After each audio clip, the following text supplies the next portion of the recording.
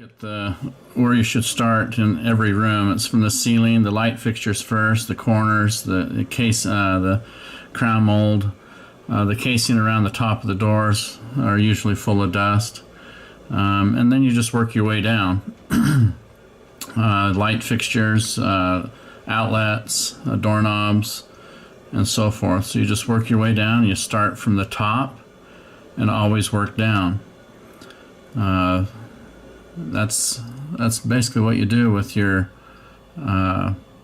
all rooms. You start from the ceiling, the corners, the cobwebs, the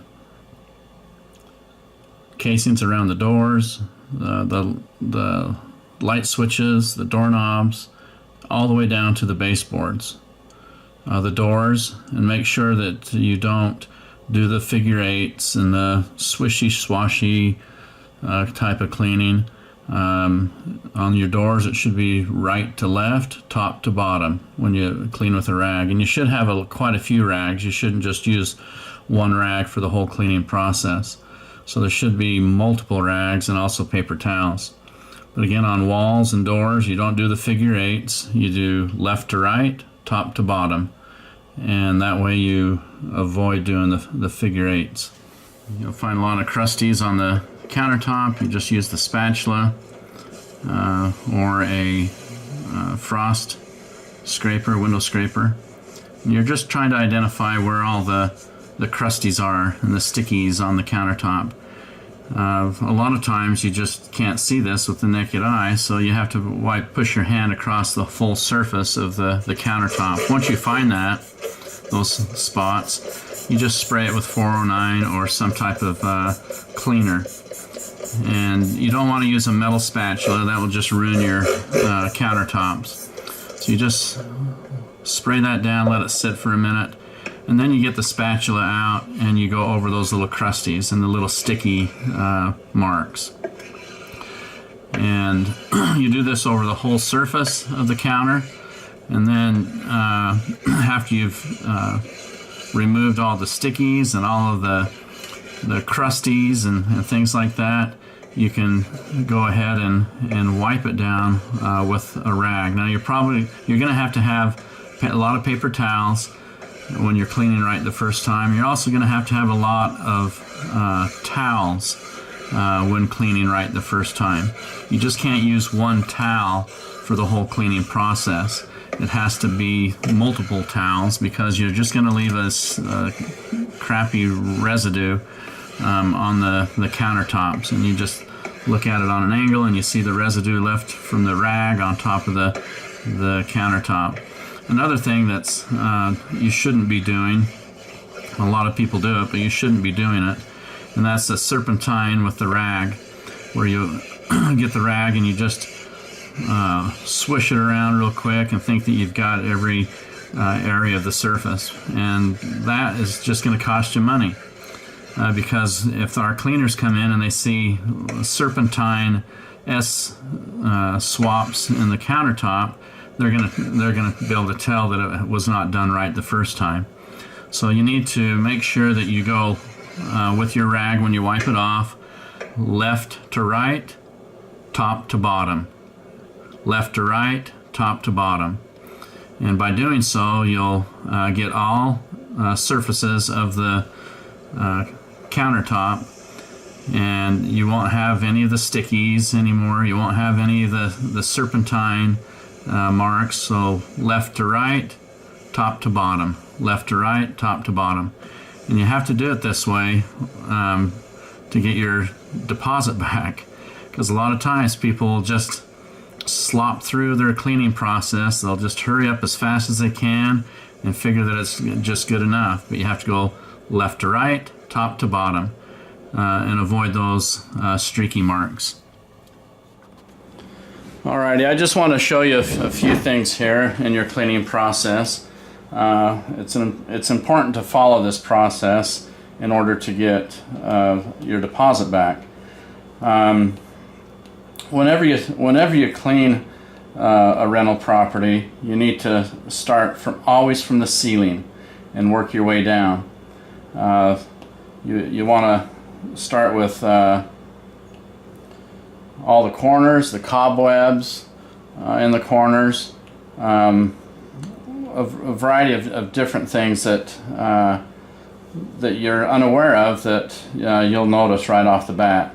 So up in the corners, the cobwebs, you're going to find a lot of dust along the top of your door casings. In fact, you can see a pile of dust right here over the period of time. So you want to work from the ceiling and down to the bottom every time. You don't want to just swishy-washy around the whole apartment. So when you start from the ceiling, you're also going to be dealing with light fixtures. So up on the top of the light fixtures, you're going to have a lot of dust that maybe you never dusted for all these years, and it's collected on top. You'll notice this cobweb right here. There's two of them, one there and one there. You want to get the cobwebs out. Along the fan, you'll be able to see dust collected in the fan area. So that's very important to make sure that you clean the light fixtures. And you also have to recognize that there's going to be light bulbs that will be missing or burned out. And then also with your light fixtures, you need to take the glass portion off down here somewhere, the glass casing or cover over the light bulbs, and you should clean that out because you're going to find dust and bugs and everything else in that. So always start from the ceiling, your light fixtures, and then after the ceiling you go to your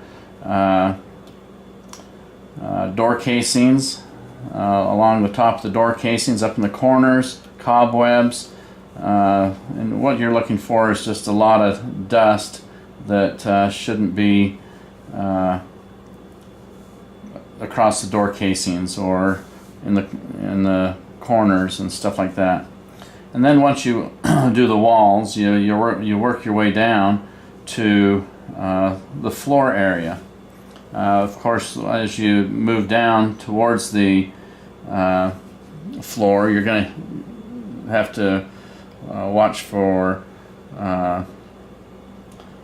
your doorknobs, your not light fixtures, your outlets, and so forth. So extremely important to recognize all those areas that you have to clean.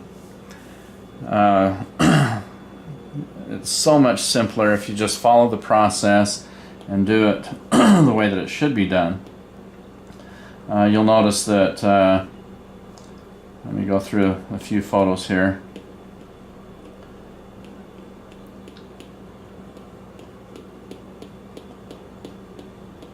Maybe I don't have it in this little series, but let me just show you this right here. Again, the light fixture, the corners, across the casing, corners across the casing. You work your way down. There's going to be areas where kids about 3 foot off the ground, you're going to have dirt marks on the walls. Clean that. You got to clean around the light fixture, switches, the doorknobs, the locks, the ledges, all the way down to the baseboard. And it's important that you do this right the first time. And when you clean your walls and your doors, you don't want to do the serpentine method. You want to go left to right, top to bottom, left to right, top to bottom. And if you do it that way, I can guarantee you're going to get your deposit back. After you do the walls and the doors, and again, I'm reminding you again, do not do serpentine method of cleaning. That's when you look on an angle at the door and you see a big S on the side of the door from a rag that's never been cleaned, or it's a rag that you've used through the whole cleaning process. So you got to use tons of rags, a lot of paper towels. This particular baseboard, as you work your way down, you notice that all the dust that's collected on the baseboards, you got to make sure that you clean that. The whole baseboard. Here's a rag or a cloth that I use to wipe this section right here off. But you just don't wipe this off, you wipe the beveled ends, edges, and the surfaces, all surfaces. And then of course, when you work your way from the ceiling on the way down, everything that you're working with will actually land on the floor. And your floor is the last thing that you do. So, and then of course you got your cold air returns. It's important that you clean the first time on your cold air returns, just like the baseboards.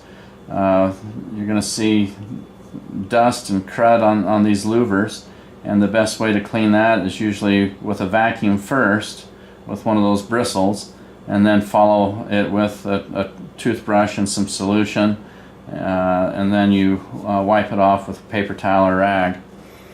And then after you're done with the ceiling, the walls, and so forth, and you work your way down, the last thing that you want to do before you leave a room is to do the floor.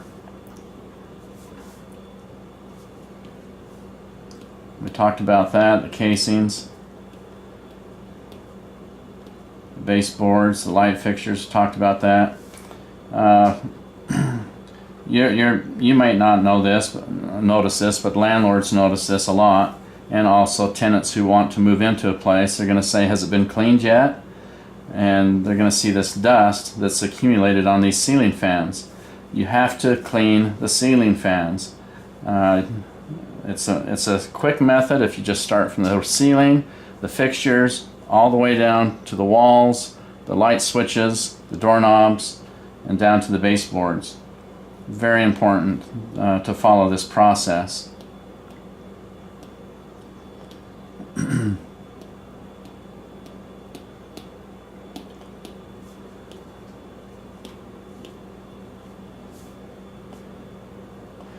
Okay, in kitchens, again, you follow the same process as you do in any room. You start from the ceiling, the light fixtures, the light bulbs, the blinds on the, and I'll have a separate little link on blinds on how to do that within this video. But you do the casings around the windows, the casings around the doors, you work your way down, you do the cabinets, inside the cabinets. Now when you wipe the cabinets out, a lot of things that tenants will do is they'll hurry as fast as they can, they put that rag back there and they swish it out real quick, and the landlord comes in and they find tons of crumbs and debris packed in the corners from when they did that. So the best thing to do on your cabinets is to vacuum them out and make sure that they're not sticky and grimy, and clean them out that way. But don't push the crumbs and the debris back in the corners of the cabinets. Likewise in the drawers. So now you work your way down, and you again get the light fixtures, and then you do your countertops. You leave your sink for last if you're in your kitchen last, or if you're in the bathroom last, because that's going to be your water source, your bucket of water. It's going to be actually the sink. But as soon as you get to the stove, you're going to have a lot of sticky grease all over the stove and the vent hood. It's important to clean these things because you're going to get dinged, if you don't. So you usually take these little items here off the stove so that you can actually clean them. I don't know if you can see this, but you can see the grease embedded in here, grease there. And in fact, on the stove you can see grease as well. So it's important to be able to make sure that you follow that process with exactness, because if you don't, again, you're just going to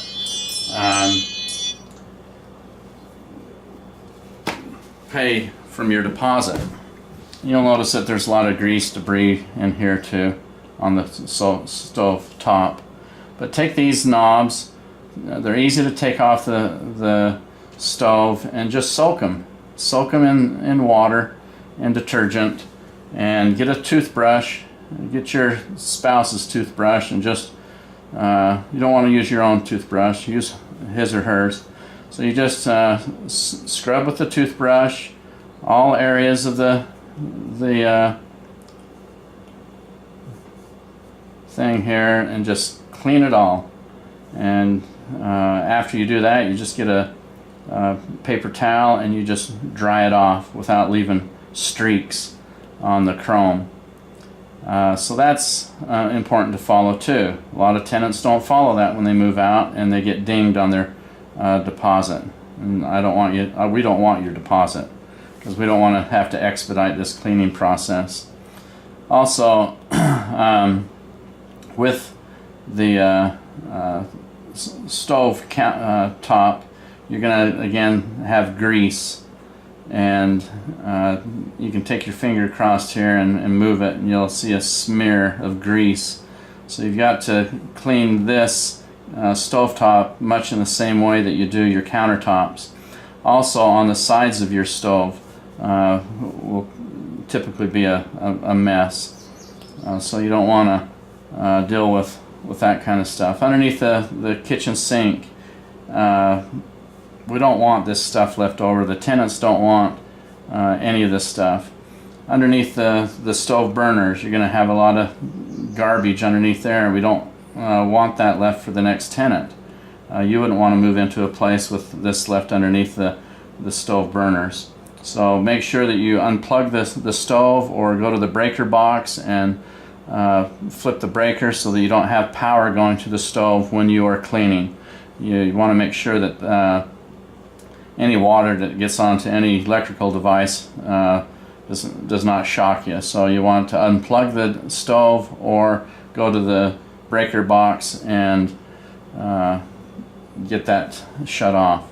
Again, here's some knobs that on a stove that you just pull them off and let them soak, and clean them with your spouse's toothbrush. They'll never know.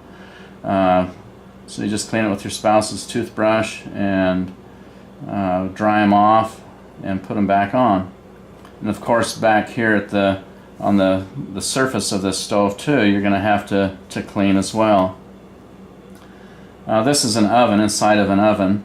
The tenant apparently thought it was clean enough when they moved out, but it looks like somebody had been cremated inside the oven. There's all kinds of debris in the bottom of the oven. So you want to make sure that you clean all surfaces of the oven, top, bottom, and both sides. And I'm going to talk to you a little bit later about oven cleaner, but just 1 second here. Again, here's the crap underneath the stove burner. This is a stove right here, and this is the side surface of the stove, and this is the floor. So there's going to be junk and crap along the wall between the stove and the cabinet. You need to pull the stove out and clean behind it and on the sides of the stove. Again, a lot of tenants just ignore that, and they think that they can just get by, but they can't with us. Again, here's the side of a stove. This is the hood that you can lift up off the stove and clean underneath it. But look at all the debris here and goop that has come down off the side of the stove, and we'll charge you for it. Also, chrome fixtures in bathrooms. You don't want to use Scotch-Brite, or it's going to scratch the chrome. Look at all the hard water deposits on the chrome here. All that hard water. This is easy to get off. Again, you don't want to use Scotch-Brite because it's going to scratch the chrome. What you use is vinegar and stuff like that to take those hard water deposits off. So, kind of crazy, but that's what you need to do. Also, you'll notice that this hard water that's on the shower doors, the next tenant that moves in, they don't like that, nor would you. So you want to clean all these glass doors, again the chrome, and get all of the hard water deposits off the glass. That's important. And if you don't do it, we're going to charge you and take it from your deposit, which is only fair, and I'm sure you'll agree. Okay, so those are just some of the things that I just wanted to review with you. Also, here's another thing. This is on the back side of a toilet in an apartment, and you'll notice the hinges right here on the you'll notice the hinges have yuck on these joints and the hinges on the. So what you do is you get a screwdriver, and underneath this porcelain side of the toilet, you unscrew. You can put a screwdriver up here, and you can underneath you can twist it off, and you take your toilet seat right off the toilet and put it in the tub, and let that soak, and you scrub that down, and you scrub all the little yucky joints off of it right here. You clean that with again, you use your spouse's toothbrush, and you get all that yuck out of the corners. Once the toilet seat is off the toilet, you get to have the privilege of cleaning this goop right here that who knows how it got there, but it's on the back side of the toilet. But underneath the hinge, not underneath, but at the hinges, and also the surface of the top of the toilet where the toilet seat goes. Again, when somebody moves into an apartment, they don't want to see this, nor does the landlord when they clean the place. Also, at the base of the toilet, you're going to have junk and dirt and crusties all over the side of the toilet. Nobody wants this when they move into an apartment, nor do we as the landlord. These little knobs right here cover the nut that holds the toilet secure to the floor. But you want to clean all the way around the whole toilet. You start from the top of the toilet to the tank and work your way down, and that way all the debris and so forth and junk falls to the floor. And then by the time you get to the base of the toilet, you've got a shiny, clean toilet. And then you deal with the floor, the very last thing in that particular room.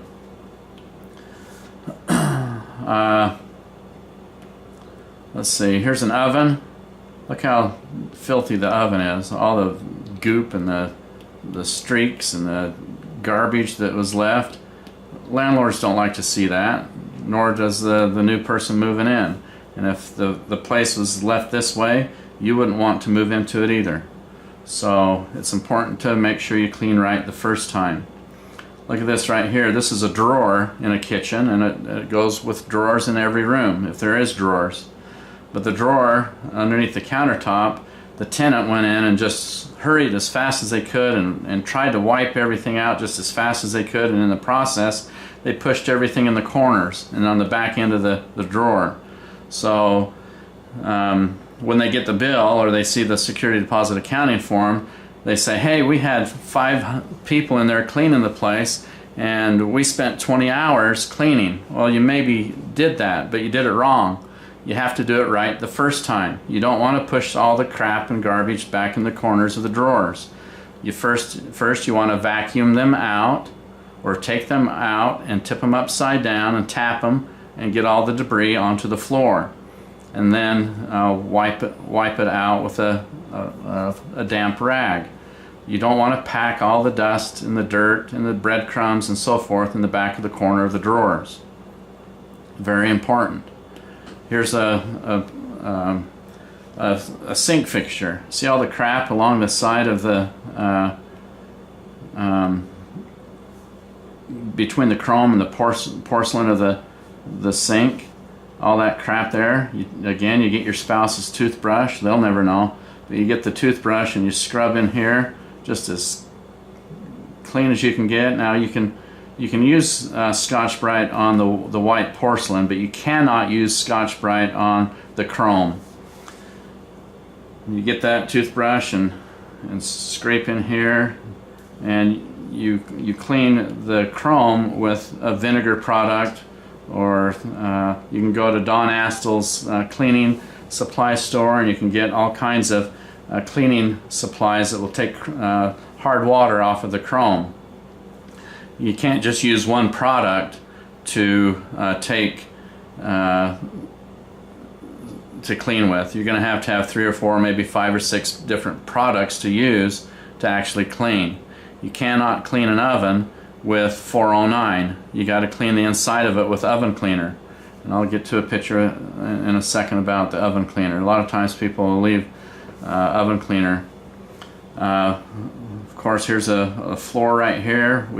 Landlords don't like to see this kind of stuff.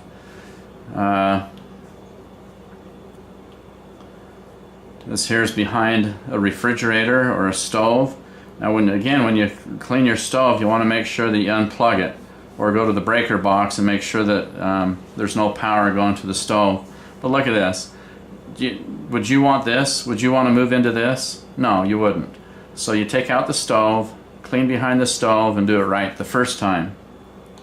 Of course, you want to clean the side of the cabinets and the side of the appliance as well. Okay, here's another item that's overlooked by most renters, but not overlooked by landlords. This here's the gutter on a window. Of course, you want to clean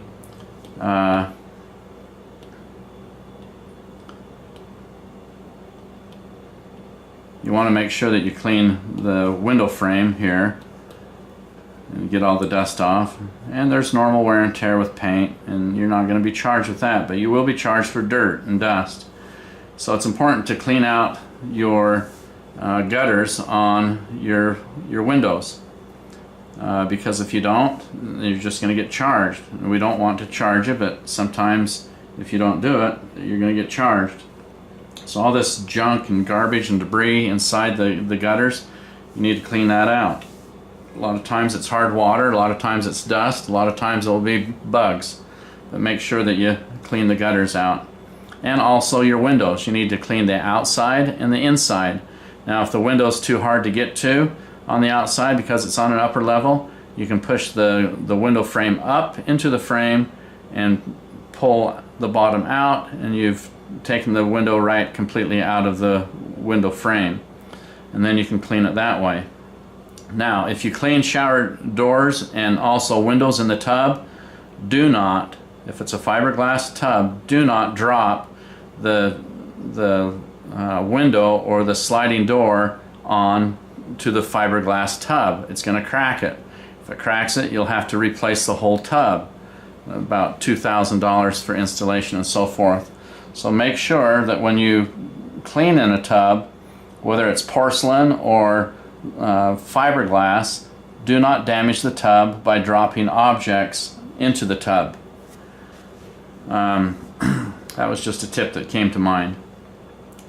There's a few other things. I'm going to show you some more video clips on how to clean your rental property right the first time. Cloth and a microfiber mop. They are designed to allow you to clean wall surfaces at the same fast rate that we can now clean floors. The pleated cloth surface scrubs and cleans, while the microfiber cloth inside absorbs solution, keeping the surface microfiber working longer. Wally covers come in 5 different colours and can be used to clean general ward areas, bathrooms, kitchens, infectious rooms, and even theatre areas. They can attach either onto a holder on an extension pole for large areas or onto a handheld holder for smaller reachable surfaces. Place your Wally covers in an 8-litre rectangular bucket and add the correct amount of cleaning solution to each pad. You will need a clean pad for every room you are cleaning, and some rooms may require more than one if you are cleaning ceilings as well. Place the pre-moistened ready-to-use cover onto the holder and extend the handle to the correct height. The design of the Wally system eliminates bending and stretching, normally associated. If you use this method, you want to make sure that you don't leave any unclean spots along this baseboard. It's rubbing and drying walls. Keep your back in an upright position so you can reach both high and low areas of the room. Change the pad when necessary. If a chlorinated cleaner is used or needs to be applied to the surface, then you will need to use the bleach-resistant Wally covers, and always clean the lower areas first to avoid chemical runs. Place used covers in the bag on your trolley for later laundering. as Wally microfiber covers are made out of the same material as Techniclean cloths. They not only loosen dirt and germs from your walls. So you can actually, you don't have to buy this brand, but you can find these things at Walmart, at Don Astel's Cleaning, a variety of different places. You can find these cleaning devices. It just helps you save time. You can also do it with a rag and just your hand, but make sure that you switch the rags out often and don't do the serpentine method. Notice how she's cleaning up and down, left to right. But they remove them in the drying process. So anyway, that's just another method.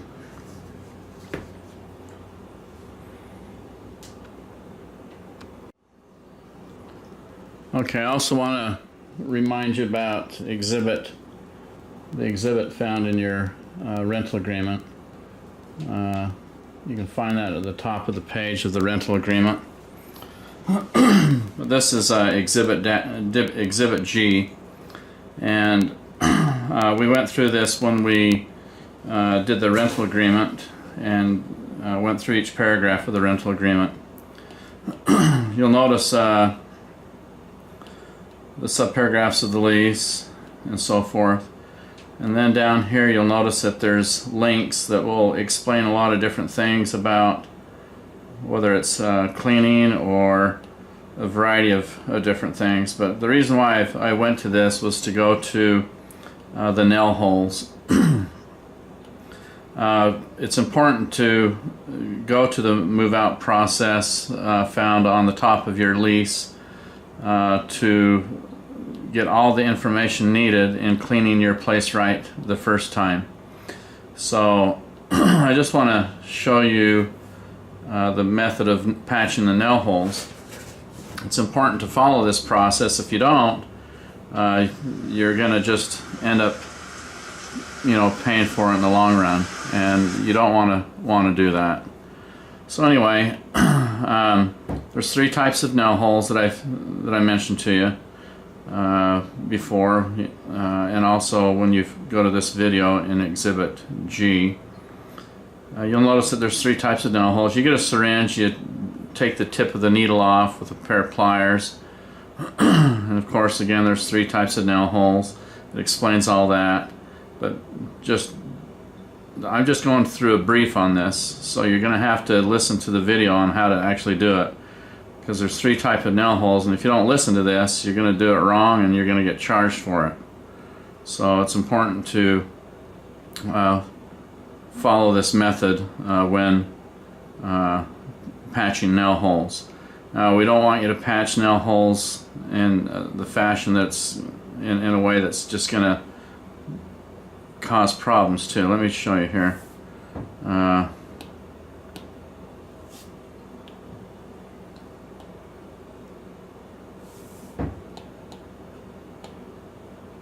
There's a wrong way of patching them too. You don't want to patch a nail hole the wrong way, and there is a wrong way of patching nail holes.